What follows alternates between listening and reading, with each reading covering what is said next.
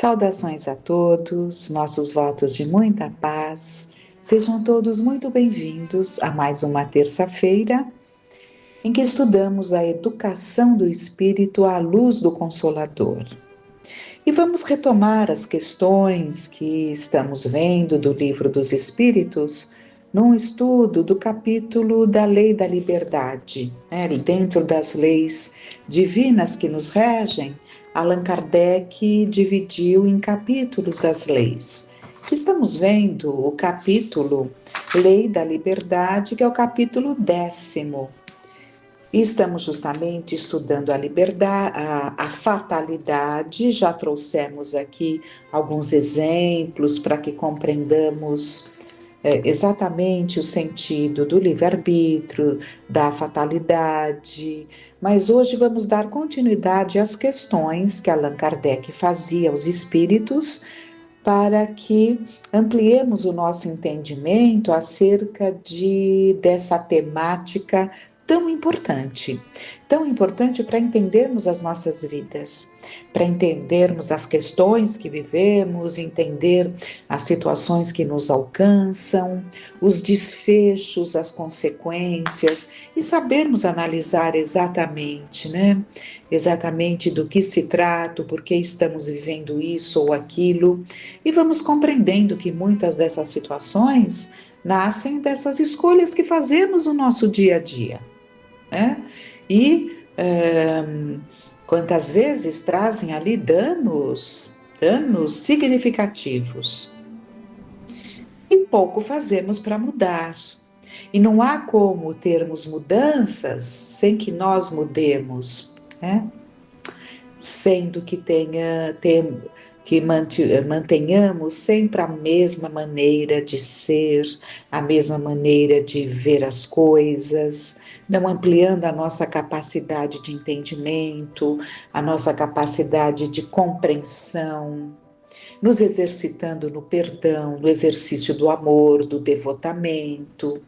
Então, às vezes, achamos que a sina está muito pesada, que as tarefas no lar, ou seja, os desafios a serem enfrentados na composição da nossa família ali, junto aos nossos, quantos que não podem estar sentindo o peso muito, muito grande, mas será que uma dose de devotamento a mais, uma dose de entrega a mais, uma dose de compreensão, uma dose, sabe o que eu acho que é importante? Exteriorizarmos para o outro a importância que ele tem nas nossas vidas. Às vezes temos sentimentos profundos por quem está do nosso lado, mas não exteriorizamos. Pelo contrário, a nossa maneira de ser muitas vezes grosseira, muitas vezes intransigente, fria, não é? Não exterioriza aquilo que sentimos verdadeiramente. E depois queremos que quem esteja do nosso lado se sinta amado. Amor é expressão de um sentimento. O amor se expressa. O amor não fica embutido no nosso coração. Ele leva a atos que exteriorizam o amor. Mas vamos então. Estamos na questão 855, quando Allan Kardec pergunta aos espíritos superiores: qual o fito da providência ao fazer-nos correr perigos que não devem ter consequências? Eles respondem: quando tua vida se encontra em perigo, é essa uma advertência que tu mesmo desejaste, a fim de te desviar do mal e de tornar te tornar melhor.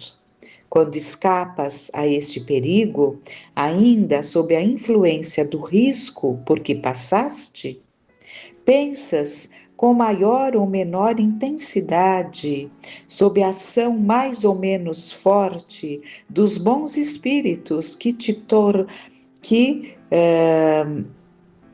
te torna aliás, pensa com mais intensidade sob a ação dos espíritos, né?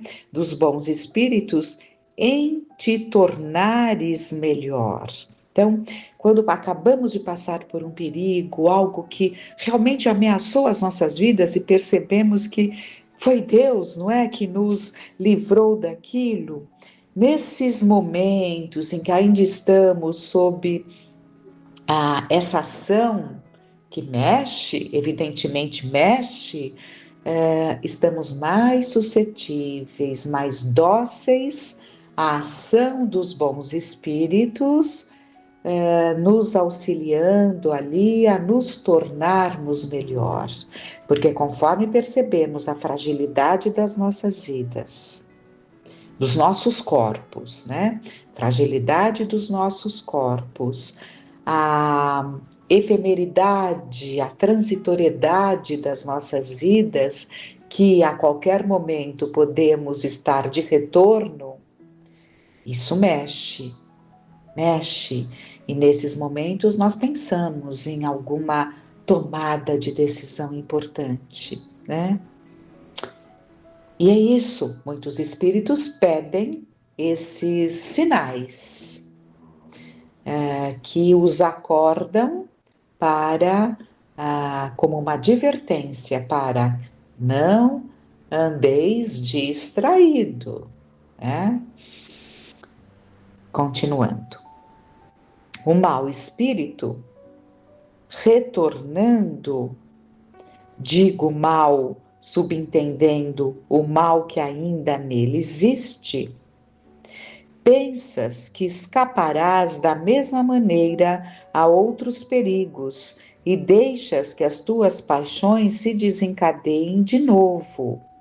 Pelos perigos que correis, Deus vos recorda a vossa fraqueza e a fragilidade de vossa existência. É o que falávamos.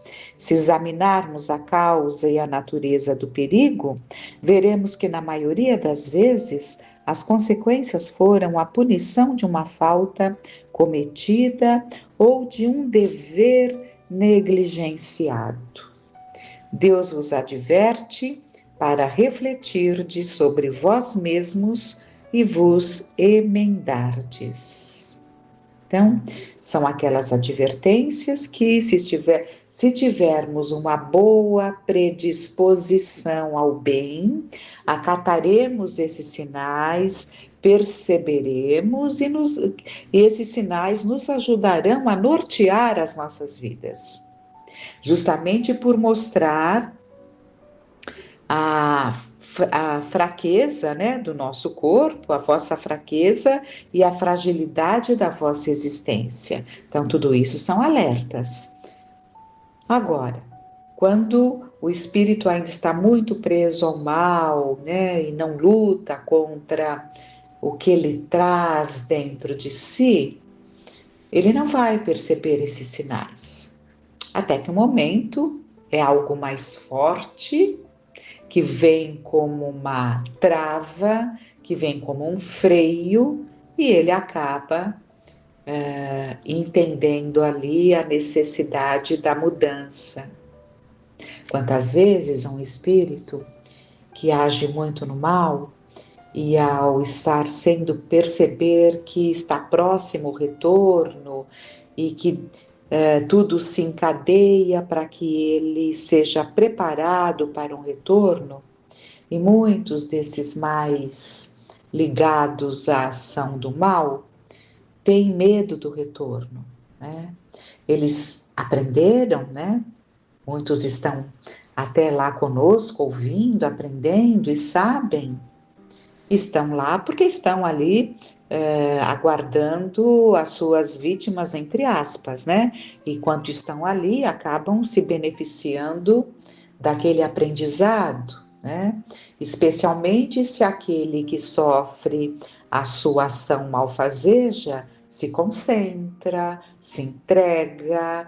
Então, como ele está conectado mentalmente com aquele obsediado, ele, ou aquele a quem ele está tentando alcançar, ele acaba também, querendo ou não, né, acompanhando os pensamentos desse médium, ele acaba interiorizando alguns aprendizados, mesmo que ele rejeite, né? Então, quantos nos dizem que sentem que se aproxima o tempo de um retorno, mas que eles temem, porque eles sabem que diante do que fizeram, precisarão de freios, né? E há aqueles que já estão arrependidos e que querem os freios, porque eles têm medo de reencarnar e voltar àqueles atos cruéis que praticavam. Então eles mesmos pedem, né? Pedem para que esses freios venham. E viriam, né? Viriam, como aquele remédio amargo que damos para os filhos, quando não querem, pequenos, não querem, mas precisam. Então esses freios viriam, mas bendito é o momento em que o próprio espírito perceba que ele precisa de uma encarnação de contenção, com os membros prejudicados, que lhe impeçam de agir novamente como agiam, com uma saúde fragilizada, que o impeça de partir para as crueldades que estava acostumado, uma distonia, um distúrbio mental que iniba ali o seu raciocínio, que também vai impedi-lo de certos atos que praticou. Então, Deus tem como nos ajudar nas encarnações. É importante estarmos atentos a esses sinais e vamos ver agora uma nota do Herculano Pires comentando justamente essa resposta que foi dada pelos espíritos superiores quanto a esses sinais, a esses perigos pelos quais passamos, não é? Ele diz: temos nesta resposta, de maneira clara e precisa, uma exposição sucinta do que podemos chamar a dinâmica espírita do aperfeiçoamento humano. Através das quedas e advertências, dos riscos e do auxílio dos bons espíritos, o homem de boa vontade irá vencendo seus maus pendores e se preparando já nesta existência para uma vida melhor no futuro. Longe de nos desanimar, nossas quedas devem ser transformadas em degraus da escada do nosso melhoramento espiritual. Como se vê, a autossalvação de que alguns religiosos nos acusam não é mais do que o desenvolvimento da vontade e da razão da criatura, sob a dispensação da graça de Deus através de seus mensageiros, os bons espíritos. Muito boa explicação de Herculano Pires. Em seguida, Allan Kardec pergunta: o espírito sabe, por antecipação, qual gênero de morte que irá sofrer? Sabe que o gênero de vida por ele escolhido o expõe a morrer mais de uma maneira que de outra, mas sabe também quais as lutas que terá de sustentar para o evitar, e que, se Deus o permitir, não sucumbirá. Então, essas encarnações mais difíceis, em que o espírito tem a necessidade, o espírito encarnado, estamos dizendo, encarnação, né? Em que o espírito tem necessidade a pessoa, né? Tem necessidade de se expor a riscos, né? Se expor a situações, mas ela pediu isso, entendendo que havia necessidade desse tipo de encarnação na sua experiência, esse tipo de de ações na sua experiência encarnatória.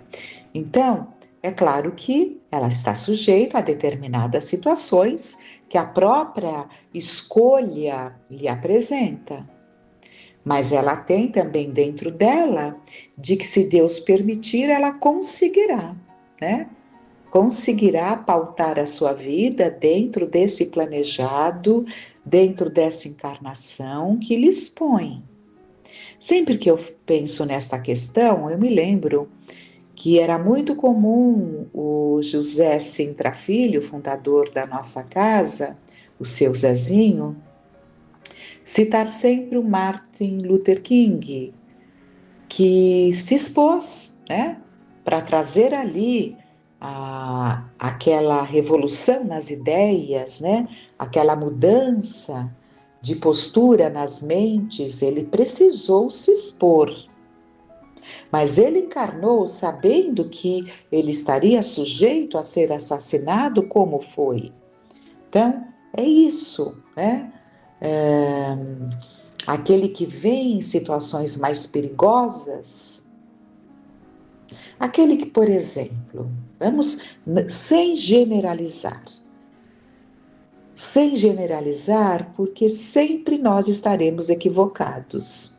Porque uma criança, ela pode admirar demais o trabalho do corpo de bombeiros, que salvam vidas que estão sendo ali consumidas pelo fogo ou poderão ser consumidas pelo fogo. Quantas crianças não admiram isso, a ponto até de desejarem, né, e darem os passos para terem esse tipo de profissão, né? Mas também há aqueles que, por muito terem errado com o fogo, né? E quantas coisas nós vamos pensar no fogo, né? Quantas fogueiras foram acesas por aqueles que foram condenados, quantas cidades não foram incendiadas pelo exército quando saía daquela cidade para deixar apenas as cinzas. Então, quanta coisa, né? Quanta coisa com o fogo, quantas vidas destruídas. Então, quantas vezes aquele espírito arrependido, ele pede e vai exercer com devotamento, com devoção, essa profissão sublime de se expor para salvar vidas. Evidentemente que está sujeito a acidentes, até a perda da vida, mas está dentro do quadro a que ele se programou. Assim como pode não sucumbir, como está dizendo aqui, se Deus o permitir, não sucumbirá, né? Então vamos entendendo, e Kardec pergunta em seguida: há homens que enfrentam os perigos do combate com uma certa convicção de que a sua hora não chegou. Há algum fundamento nessa confiança? Né? Aqueles combatentes firmes, que não temem. Existe dentro deles alguma coisa que lhe assopra no ouvido que não chegou a hora? Vamos ver a resposta. Com muita frequência, o homem tem o pressentimento do seu fim. Como pode ter o de que ainda não morrerá? Esse pressentimento lhe é dado pelos seus espíritos protetores, que desejam adverti-lo para que esteja pronto a partir, ou reerguem a sua coragem nos momentos em que se faz necessário. Também lhe pode vir da intuição da existência por ele escolhida, ou da missão que aceitou e sabe que deve cumprir. Então, dependendo do que ele recebeu como tarefa, né, ajudar aquele povo, então ele sabe, se ele tem essa tarefa, dentro dele essa intuição é muito forte, ele sabe que ele terá o tempo para poder desincumbir-se dessa tarefa. Então a intuição é muito forte no sentido de que ainda não chegou a nossa hora, como também podemos pressentir que está chegando a nossa hora, né? Resposta claríssima. E Kardec pergunta: os que pressentem a morte geralmente a temem menos do que os outros, por quê? E eles respondem: é o homem que teme a morte, não o espírito. Aquele que a pressente pensa mais como espírito do que como homem. Compreende a sua libertação e a espera. Então, em espírito, temos esse pressentimento e esperamos e sabemos, né? E é meio interessante falarmos, né? Mas sabemos até que ele pode se alegrar quando está se aproximando o desencarne, né? Há muitos relatos de espíritos que ficam, vamos falar pessoas para vocês entendermos bem, né? De pessoas que ficam mais felizes, né? Quando está se aproximando ali o momento da partida. Nem devemos falar morte, porque a morte não existe, existe vida após a vida, é uma continuidade, estagiamos no corpo de carne, retornamos à verdadeira pátria, que é a pátria espiritual, e não existe morte, né?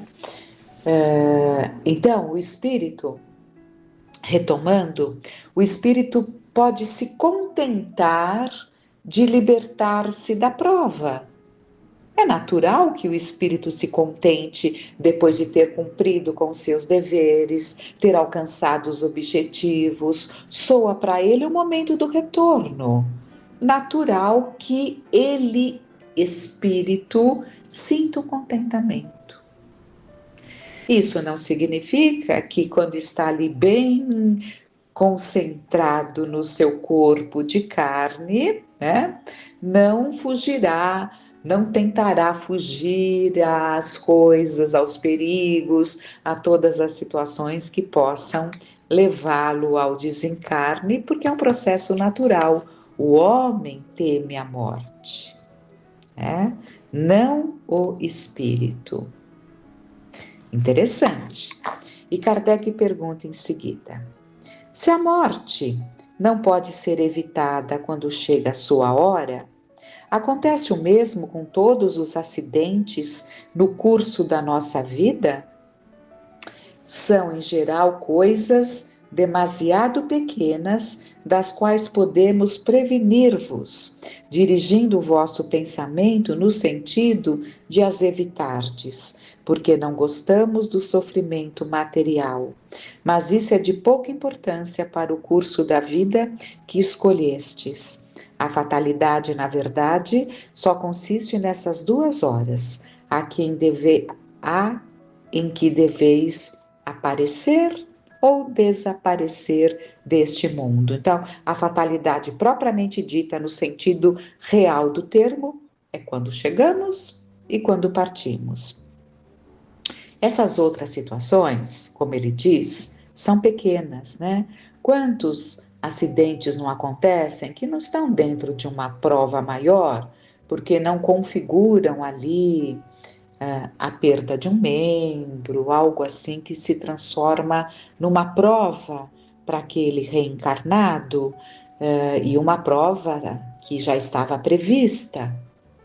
Existem as provocadas, temos que sempre nos lembrar. As provocadas pelos nossos excessos, pelos nossos abusos, mas aquelas que são provas que fizemos de tudo para que não acontecesse aqueles acidentes e acontecem, né? Porque estava ali dentro de uma necessidade desse espírito, né? Então, uma pessoa pode ser muito cuidadosa com a sua visão e perder por alguma razão as vistas, como se diz, né? Não conseguir mais enxergar, mesmo com todos os cuidados que tomava com a sua visão. Então existem muitas provas que surge o momento em que elas vêm à tona, mas existem muitas situações provocadas por nós. Estávamos aqui pensando em membros, né? Amputação de membros, que quantas vezes não é a resultante dos abusos, né? Quantos diabéticos não acabam perdendo ali membros? Era um programa ou foi uma consequência, né? Da forma como ele lidou com diabetes? Quantos diabéticos que vão perdendo a visão, ficando com tantas dificuldades? Era uma prova ou foi uma situação criada? Não é? Então temos que ir analisando, esse capítulo é muito enriquecedor, né? E aqui, olha, quando falam, eles falam, vou ler novamente, são em geral coisas demasiado pequenas, das quais podemos prevenir-vos, dirigindo o vosso pensamento no sentido de a evitardes, porque não gostamos do sofrimento material. Então, quantas vezes nós caímos de um banquinho, não é? Era para cairmos do banquinho? Para pegar alguma coisa no armário? Era para termos feito isso de uma forma assim descuidada? Era para estarmos com determinado calçado num piso escorregadio com sabão? Então, tantas coisas acontecem, né, que trazem ali os danos e foram descuidos. Mesmo com toda essa ajuda que nós temos, nós não damos muita atenção às nossas intuições, não é? E acidentes acabam acontecendo, trazendo tantas complicações na nossa rotina, na nossa vida. Depois, normalmente, são solucionados, mas causam ali os estragos, não é? Quantas situações, por termos pelo nosso joelho, por exemplo, não aguentar o peso que estamos exigindo que ele carregue, né? O nosso corpo, nós somos muito descuidados. O nosso corpo, ele é planejado, né? Ele é planejado, já existe um plano para o nosso corpo, tudo foi idealizado, né? Dentro das condições normais, mas nós vamos abusando aqui, abusando ali, sobrecarregamos não só os nossos órgãos, né, que vão ali perdendo a vitalidade porque estão sobrecarregados com os nossos excessos, mas também as nossas pernas, os nossos pés, os nossos joelhos, por quê? Estamos colocando, e não precisa muito a mais não para o joelho se ressentir do peso para o qual não foi preparado. É como um alicerce, né? Fazemos um alicerce sem a estrutura adequada e vamos construindo. O alicerce tem que ter o suporte necessário, né? Então nós temos que entender que o nosso organismo, o nosso corpo, ele tem que ser respeitado. E isso cada um de nós está falando para si nesse momento, né? Porque nós somos muito teimosos, né? Muito descuidados, com certeza somos. Mas temos que pensar sobre isso, né? E o Livro dos Espíritos, que é uma riqueza, ele nos leva a pensar em tudo, por isso que ele é a base. Ele é dividido em 4 livros, né? São cada um cada parte com a sua temática, mas todas elas nos compõem um estudo pleno de tudo que precisamos saber. Tudo que nós quisermos está aqui, porque Kardec perguntou. É claro que veio um Chico, veio um Divaldo e com certeza outros bons médiums, né?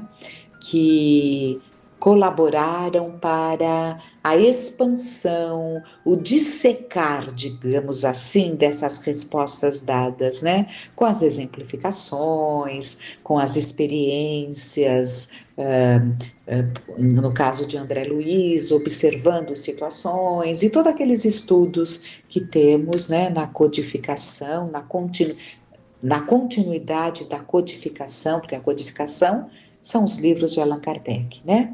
Mas ele nos afirmou que continuaria e continuou. O que é preciso é sermos muito cuidadosos, sempre buscarmos a fonte segura, porque assim como nós temos escritores péssimos, que até colocar para o coletor levar, não sei se é justo, porque vai caminhar um livro que ninguém deveria ler, né? Temos tantos escritores de baixo padrão, temos também os espíritos de condição inferior que encontram médiuns dispostos a escrever. Então, é o cuidado, é melhor ir sempre naqueles que temos plena confiança. E é isso, por enquanto. E o que podemos fazer se não agradecer a Deus? Pela dádiva da oportunidade do estudo, pela dádiva da oportunidade de clarearmos o nosso entendimento, porque na medida em que clareamos o nosso entendimento, podemos ir trabalhando os nossos sentimentos, dulcificando o nosso coração, aquilo que sentimos. E assim, vamos agradecer muito a Deus, a Jesus, aos bons espíritos que nos envolvam em fluidos balsamizantes, nos renovando a confiança, a fé e a esperança. Que fiquemos em paz.